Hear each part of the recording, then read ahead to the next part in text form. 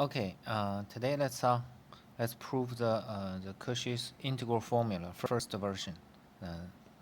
Okay, so it's 5.4, the Cauchy's integral formula.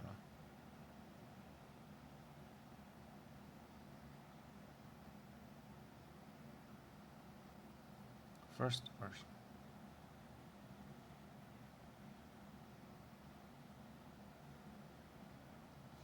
Okay, so let G be an open subset of complex plane C and f from G to C, an analytic function.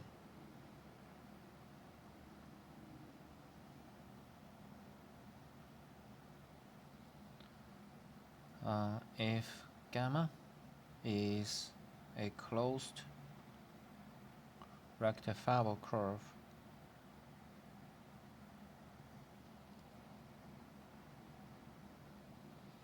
in G such that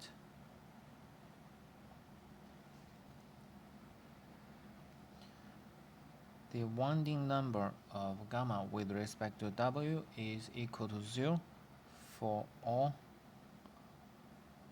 W in C minus G, outside G. Then for A in G but not in the trace,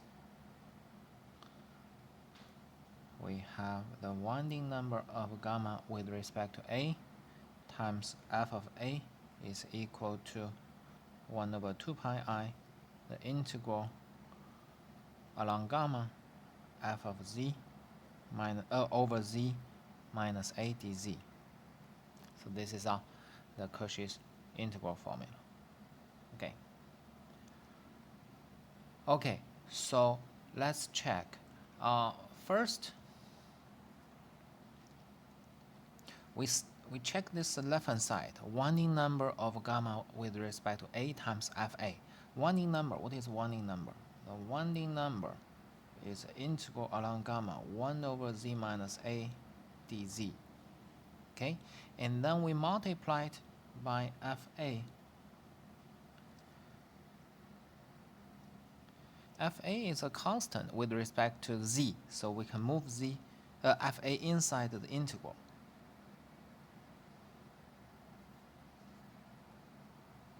Okay, check this formula. This formula is, there's 1 over 2 pi. 1 over 2 pi. Check this this left hand side. It is almost the right hand side. Right hand side is Fz. Here, this is Fa. So Fz cannot be moved forward, but Fa can. Okay, so technically, what do we prove? We are going to show that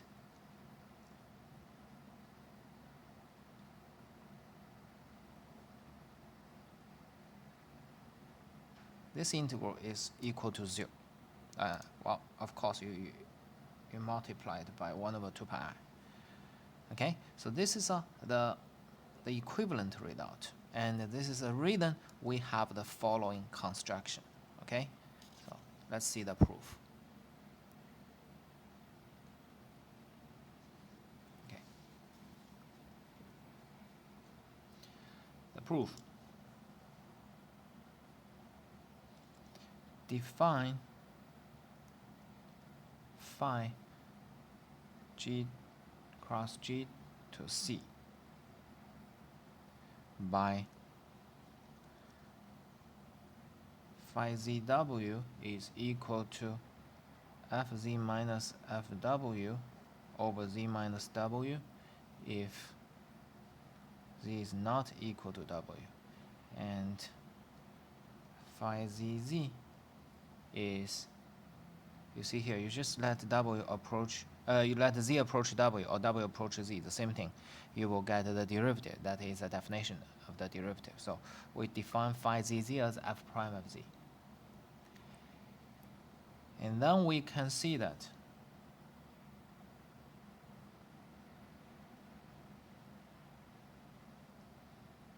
phi is continuous.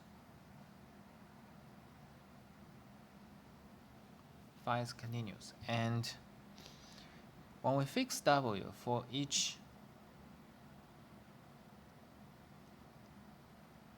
W in G, this function from Z to phi of ZW is analytic. You can try to prove this part. It's not difficult. Okay, so just try to do the differentiation and see the continuity. Okay, now let's see. Define H to be the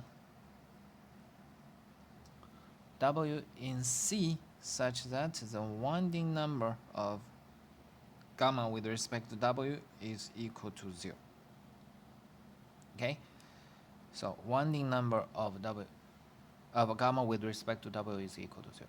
From the condition or hypothesis of the theorem, we know that the winding number of gamma with respect to W for all the points outside of G, the winding number is always 0.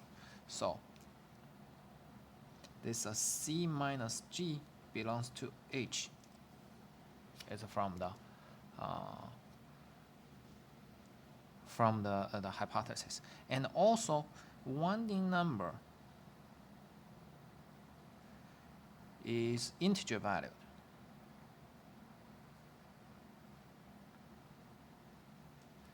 Winding number is integer valued, so each integer is an open set. You are talking about the preimage. Integer is a discrete space, so each value is an open set. You're talking about the preimage. Preimage of an open set is open, so H is open. H is open, so H is the preimage, the winding number, the preimage of 0. Okay. Okay, so from here and plus H we get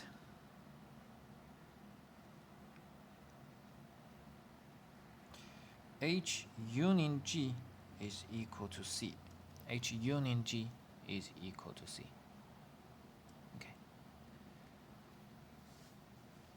Good. And now let's define the integral. We define G from C to C by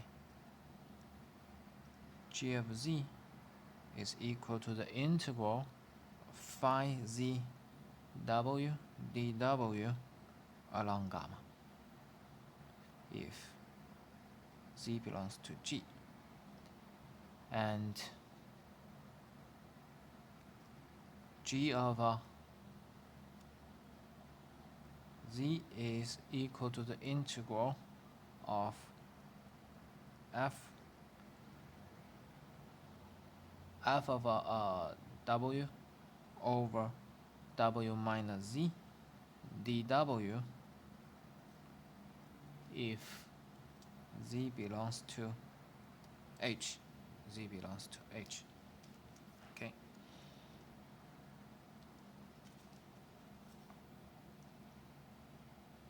So for two different parts, you have the different definition, piecewise defined. And we're going to show that they share the same value on the intersection. Then this piecewise defined function is well defined over the intersection part. If you do not verify it, you may have a different definition for the same point. So you find a point on the intersection part. On the intersection part, you first follow the condition Z is in G. So you get phi ZW dW, and this is FW minus FZ w minus z. Okay, and we separate them. Fw, sorry, here's the dw, my bad. dw, w minus z dw minus integral fz and w minus z dw. Okay, so remember this integral is about w. This integral is about w, not about z. So this is constant. This is constant, then you will have the winding number of gamma with respect to z. So the first is still same pattern.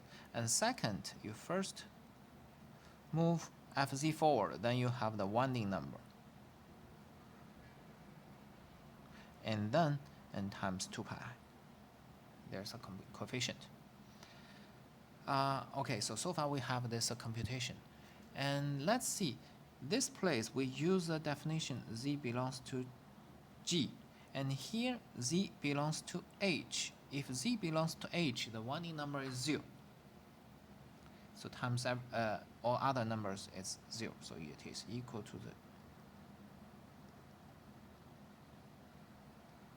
it's equal to this. This is the formula in H. Okay, so with this verification, G is well defined. G is well defined on C. It's well defined on G, on H, and G union H is C, so it's a well defined function on C, complex plane. And we did the previous computation. We know that the lemma 5.1. Remember that in that lemma 5.1 we can see that G is analytic. And with the derivative, Fm prime is m times Fm plus 1. So remember, there's something. Okay, so G is analytic, G is entire. Because it's analytic over the whole complex plane, so G is an entire function. G is an entire function. We're going to show G is a 0. So H contains a neighborhood of infinity.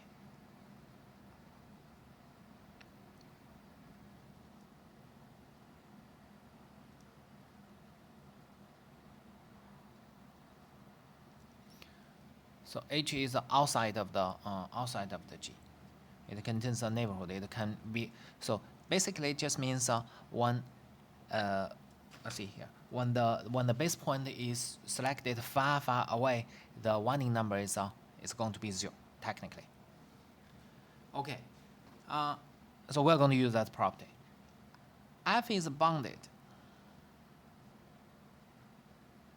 F is continuous. F is continuous over the compact set gamma, the trace of gamma, so F is bounded. And the limit of z approaching infinity, 1 over w minus z, is going to be 0. So the denominator will have the larger and larger absolute value, so it is going to be 0. And this 0 is uniformly for w in the trace. Okay, so for the w in the trace, it is because it again you need the compactness. The trace of gamma is compact. So with these two conditions, let's see the limit of g of z approaching infinity. We're going to use the formula when z is in H. When z is in H, we have this formula. This is bounded, and this approaches infinity. So it gives the whole integral smaller and smaller, eventually approaches 0. Okay, so any function, continuous function,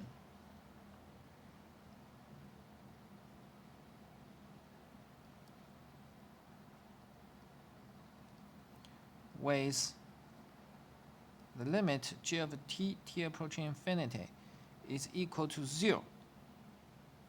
Z, let's use Z, not use T. Is bounded. Is bounded. So whenever you have a continuous function over the whole complex plane, and you allow Z approaching infinity, g of Z is 0. Actually, it's not necessarily 0 when it is a number. A number. Any number. Not necessarily 0. When it approaches infinity, at infinity it is any number, then this continuous function is going to be bounded. Why? Because whenever you have a neighborhood of infinity, infinity is here. It means there exists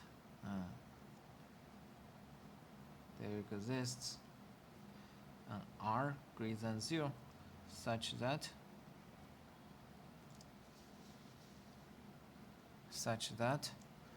for any z with ops value greater than r, the g, we use g of a z minus number, let's assume this is z0, minus z0 is going to be less than 1, then ops value of g of z is going to be less than 1 plus ops value of z0. Okay, so when this limit at infinity is arbitrary number z0, then g minus z0 will be less than 1 when ops value of z is greater than capital R. And by the triangle inequality, you know that the ops value of g is less than 1 plus z0. This is fixed number. And on the closed disk, g is bounded, because closed disk is compact set. Continuous function is always bounded over the compact set. So together with an upper bound, for example, let's say m, then g of z is going to be less than or equal to m plus 1 plus ops value of z0. So g is bounded.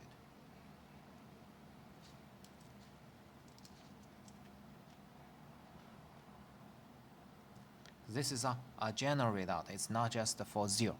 Any number will give you a bounded function. So, okay?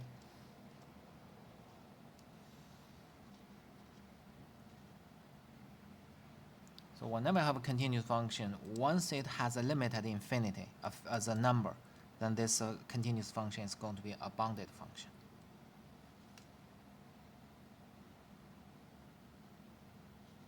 Okay, so now we know that g is a bounded entire function. A bounded entire function by Liouville theorem.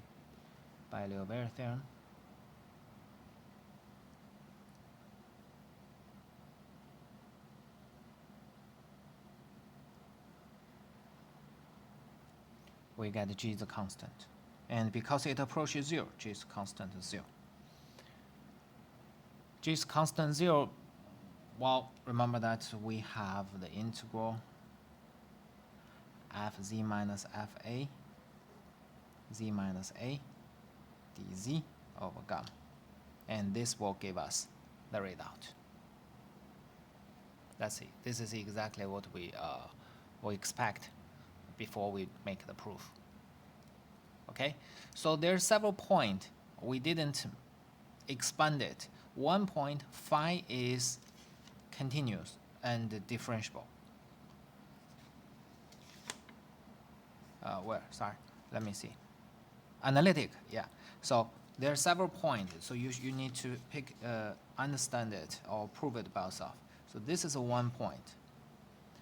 we need to show that phi from Z to phi of ZW is analytic. This is one part. You understand why. And second,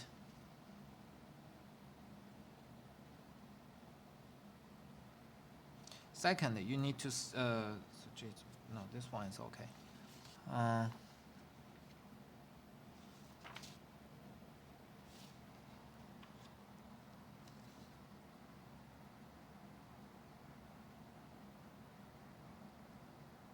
CJ is analytical and contains a neighborhood.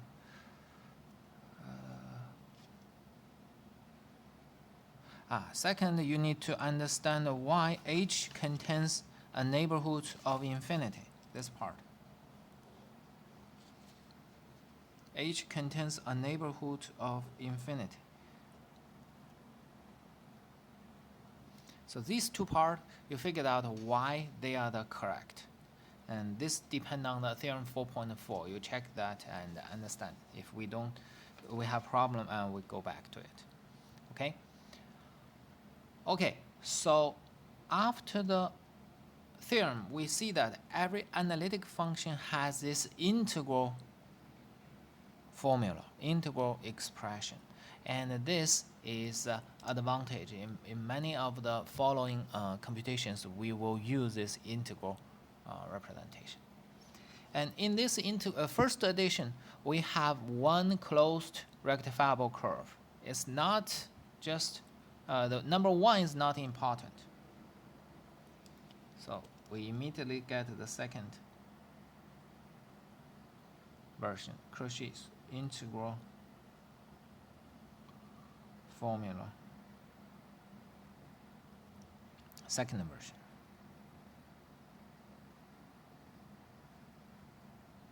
Second version is the following. Let G be an open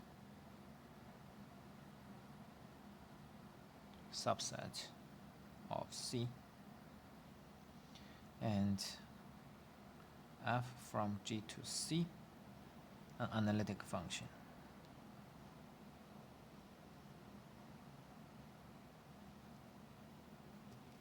Okay, and now we have more than one closed rectifiable curve. If gamma 1, gamma m are closed rectifiable curves in G such that in the first version we need the winding number is 0 for all the points outside G. Here we have a lot of curves. So the winding number gamma 1 with respect to W plus up to the winding number of gamma m with respect to W, the sum is equal to 0 for all W in C without G. Okay, so here you need the sum. Then for A inside G but not on the trace of gamma, what is a gamma? Gamma is just all the things, so gamma I. Let's say another I as complex. J is 1, 2, 3, 4 up to m. Okay, so you just pick up the point A is off all the closed rectifiable curve. Then we have the value times sum of the winding numbers gamma k A is equal to sigma k from 1 to m integral 2 pi I and f of z over z minus a dz. Okay, so this is the second version.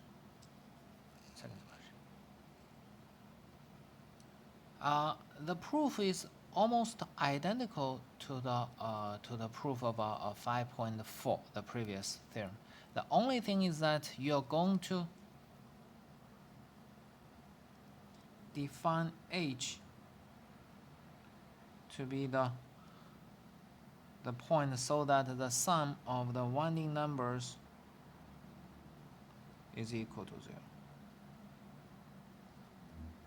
And of course, whenever you see one integral, you are going to use the sum of the integral along gamma 1 up to gamma m. So you possibly just make copy the proof again and modify a little bit. So here, this is the biggest change. Other parts are the minor changes. Okay, so that's the second version. Second version, you just add more curves, but you require the sum of the winding numbers is equal to 0. Okay, so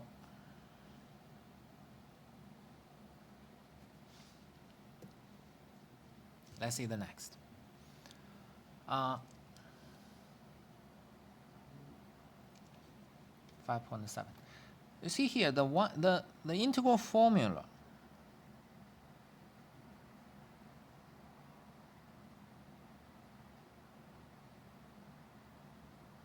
This is the integral formula. We only require f of z to be analytic. And then this is equal to the winding number of a f of z. So basically you do the evaluation of it. So if a happens to be the 0 of the numerator, then this is 0. Okay? So if it happens to be the 0 of the numerator, this becomes 0. So when it is the 0 of the numerator, you cancel. Remember that when a is a 0, you cancel the f. If fa is equal to 0, then f of z is z minus a to the power m times g of z. Then g of z is analytic, right? So you can cancel the one value, and you basically just integrate some function. Let's just put g of z here. And this right-hand side becomes 0 because fa is 0. Okay, so that's our observation. We make this observation straightforward. That's a 5.7 Cauchy's theorem.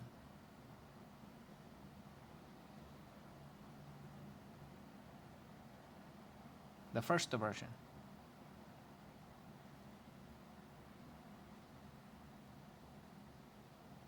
Okay, so let G be an open subset of C and f from G to C, an analytic function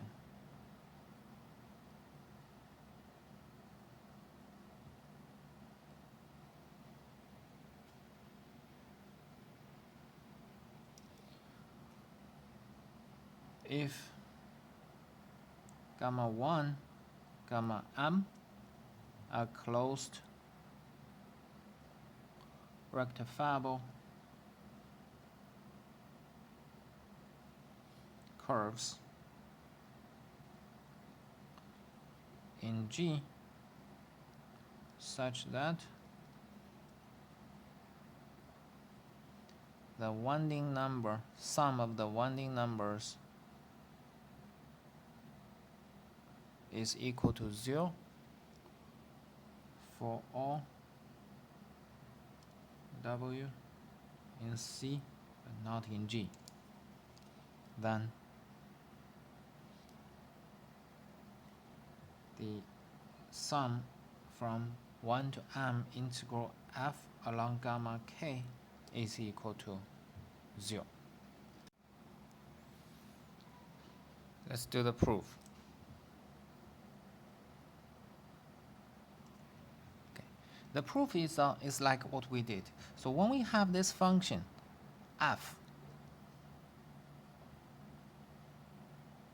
we define g of z to be f of z times z minus a. So f is analytic. You multiply it by z minus a, it is analytic. And apply the Cauchy integral formula.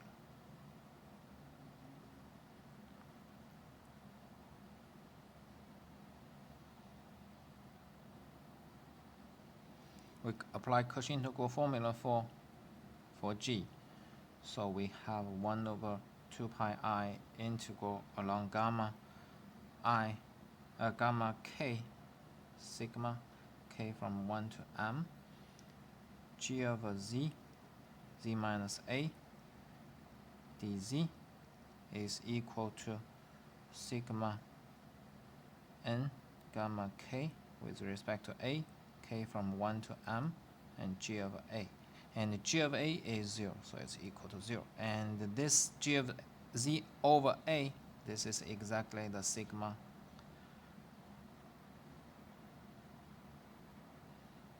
integral gamma k f z dz. Because it's equal to 0, you don't need to copy this coefficient. Okay, so that's basically what we just observed here. Okay, so that's the Cauchy's integral Cauchy theorem. And from Cauchy theorem, by the lemma 5.1, we can do the differentiation with respect to a. Remember that the Cauchy's integral formula is fa related to a. So if we differentiate f with respect to a, we by the lemma 5.1, we switch the order integral and differentiation. We will have the integral formula for the case derivative. So that's the lemma. The theorem 5.8. Theorem 5.8 is the following: let G be an open subset of C, and f from G to C, an analytic function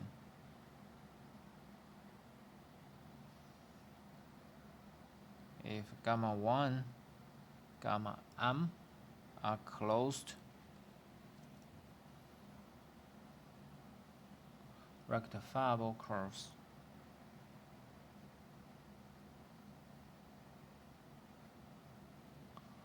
in G such that the winding number gamma 1 with respect to W plus the winding number of gamma m with respect to W is equal to 0 for all W in C but not in G, and for all integer k greater than 1, the case derivative evaluated at A times the winding number. Winding number is like the coefficient.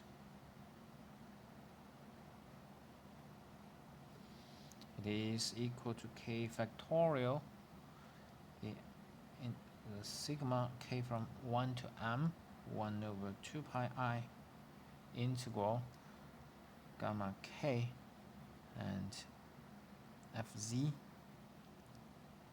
and z minus a to k plus 1 dz.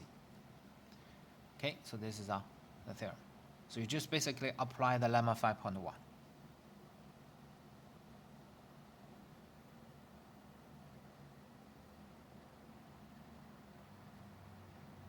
And that's it. And there's one thing we just want to point out.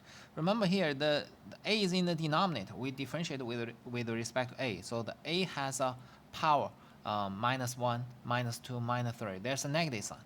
So in the chain rule, you will have negative 1 times negative 2 times negative 3 times negative 4. It will be negative factorial. But because a has a negative sign, so that negative factorial canceled with this negative sign. So there's no negative 1 to k's power. There's no negative 1 to k's power. Okay, so this is the general version. The general version, sometimes we don't have so many closed rectifiable curve. If there's only one closed rectifiable curve, then we have the corollary. The corollary, actually, it's a theorem from the first version of a Cauchy integral formula, Cauchy theorem, and the theorem. Okay, so let G be an open subset of C, and F from G to C, an analytic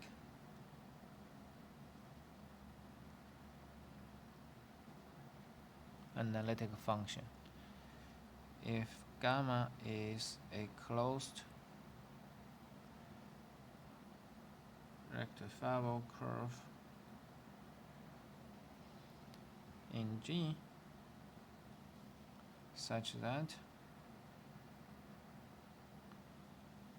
the winding number of gamma with respect to W is 0 for all W in C minus G, then for A in C minus trace of gamma, the case derivative evaluated at A times 1 winding number is equal to k factorial 2 pi I integral fz over z minus a to power k plus 1 dz. It's just the previous version, but we remove the sigma. There's no sigma if there's only one closed rectifiable curve. Okay.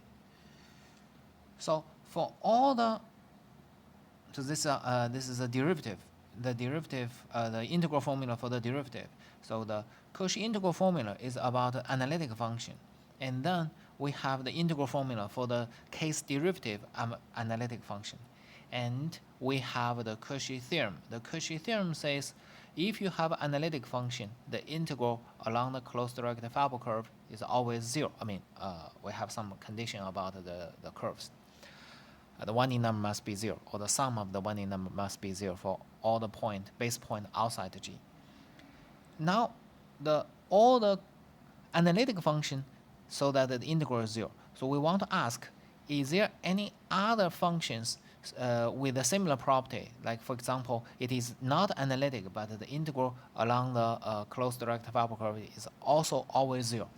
The answer is no. There's no such function. If your function has integral over the closed rectifiable curve always 0, then that function must be analytic.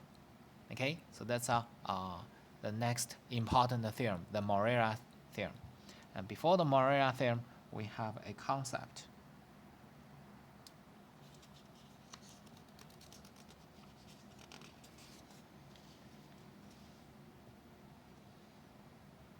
So a closed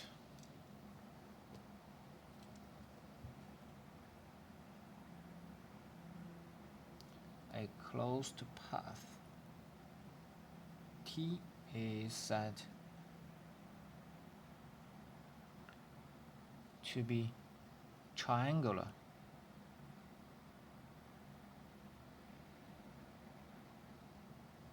if it is polygonal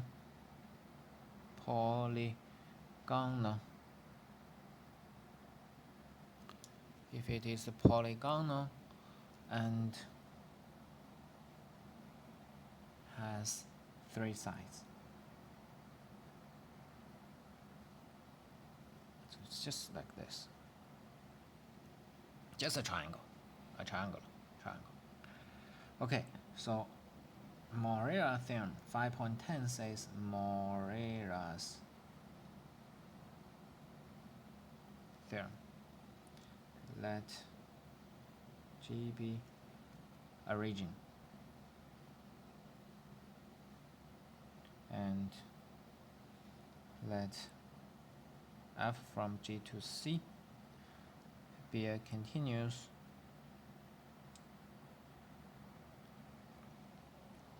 function such that integral f along t for is 0 for every triangular path.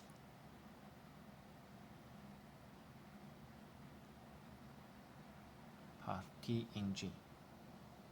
We don't need the integral for all the closed direct fiber curve equal to 0. Just triangular is enough.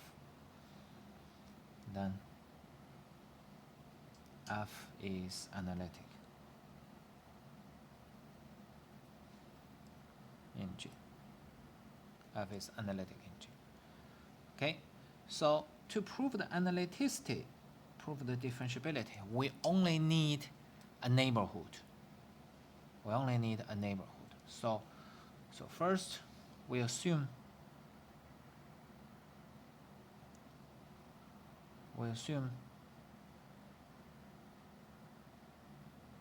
that G is open disk.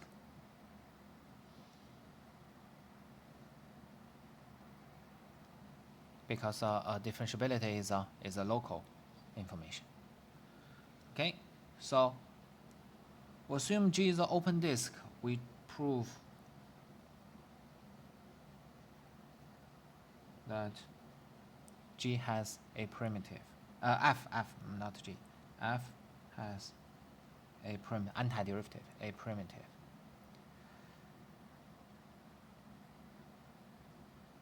F has a primitive. Okay, so we fix A. A is here, not fix A. Okay, so for Z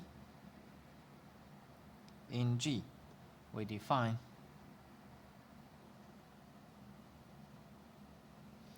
capital F of Z is equal to the integral of F along the direct segment connecting A and Z.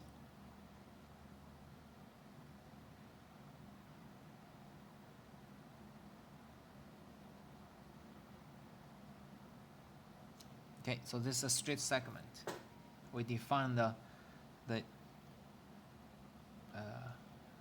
not use, let's use W dW. W dW. Okay. So this is the line integral. Every point Z in this open disk, you can define the capital F of Z, and then we fix Z0 in G. We fix Z0 in G. Okay, so Z0 is here. Fix Z0 in G. For any Z in G, for any other point Z in G, then we have F of Z equal to integral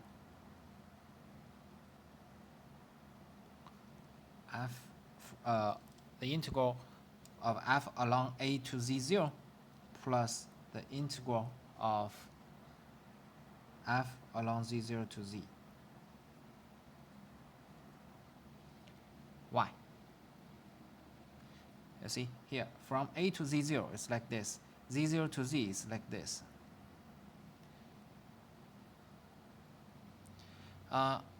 What we know that this you have a triangle. When you have the triangle, then the integral F along A to Z0 plus integral of F from Z0 to Z plus integral of F from Z to A is equal to 0. Okay, by hypothesis. So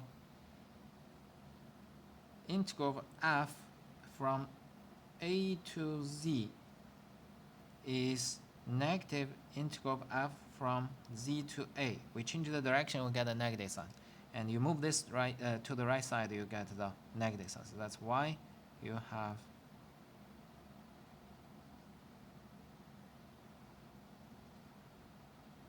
have this equality. Okay, so triangular path just guarantee that we can get a different way to define the FC. Okay. Okay, so once we get this formula, then let's check the ratio of the difference. Fz minus Fz0 over Z minus Z0. Fz minus Fz0 over Z minus Z0. So Fz minus Fz0. Here. This is Fz0.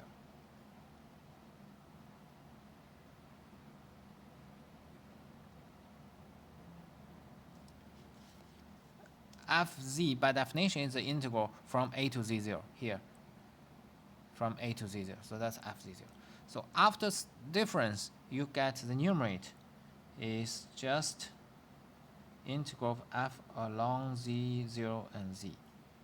Along z0 and z. Okay, so this is the difference. And then let's check. This is derivative, almost the approximation of the derivative. We want to see its limit. We want to show this limit is f of z0. So we check the difference. If the difference has a limit of 0, it means this the limit of first term is equal to the second term. Second term is constant.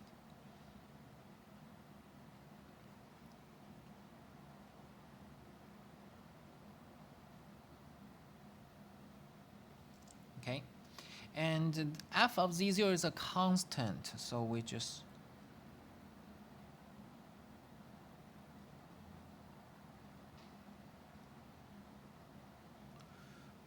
integrate 1 along the segment and divide by the difference of segment. So this is still 1. This is still 1. And of course you can move this f0 inside. So it can be written as a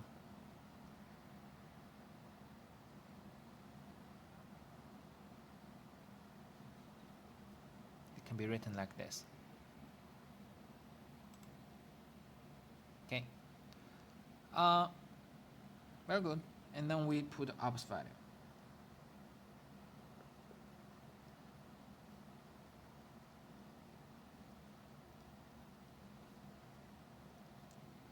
We put ops value. We are going to put ops value into the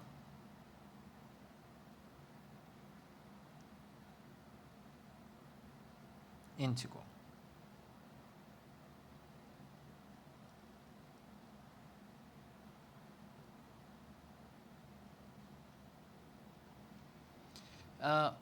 We can pick up the maximum value. Here, this is a, sorry, not 0. From z0 to z. This is a compact set, so there's a maximum value.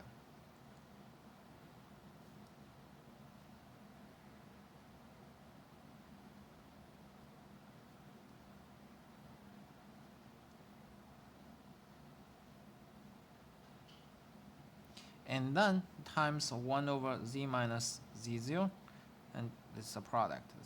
And times, this is the length of z in the z0.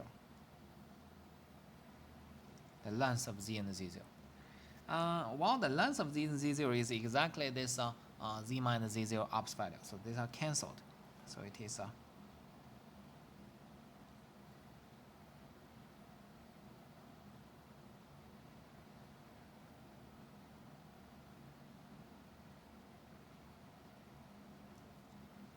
you have such thing. Okay, now we're going to use the continuity. F is continuous.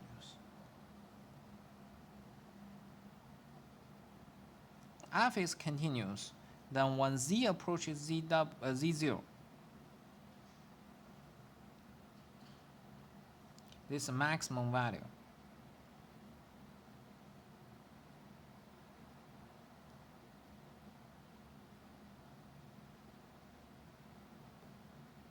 approaches 0. The maximum value approaches 0. It squeezes the left-hand side approaches 0. So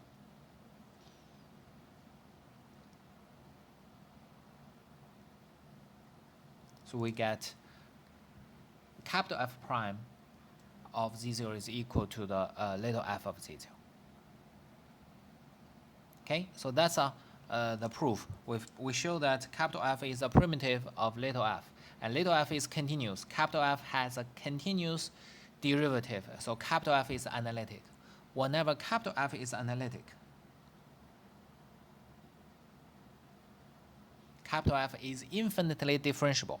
Remember that analytic function is infinitely differentiable. All its derivatives are and any order of the derivative of capital F will be analytic. So the little f is analytic. So that's a proof. Okay, so today we finish the section 5. In the section 5, we start from the lemma 5.1. 5.1 is a technical lemma. Basically, it just tells us we can switch the order of the differentiation and the integration. And after the lemma 5.1, we showed the Cauchy integral, the first version of a Cauchy integral formula. After lemma 5.1, we show the first version Cauchy integral formula, and with a one closed direct Fabel curve, and then we generalize it to the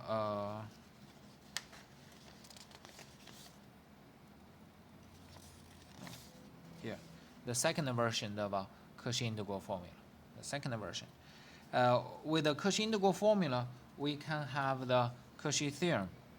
The Cauchy theorem says the integral of an analytic function is always 0 over the closed direct Fabel curve. And from the Cauchy theorem, not from Cauchy theorem, from the lemma 1 plus the Cauchy integral formula, we can get the case derivative formula. And then we prove the Moreira theorem. Moreira theorem says if this continuous function has a property that the integral is always 0 over arbitrary triangular path, then this continuous function has to be an analytic function. So it's very rigid. The property is a characterization of analyticity. Okay? So in the next section, we're going to get another topological version of a Cauchy theorem and the integral formula. Okay? Okay, we'll stop here today.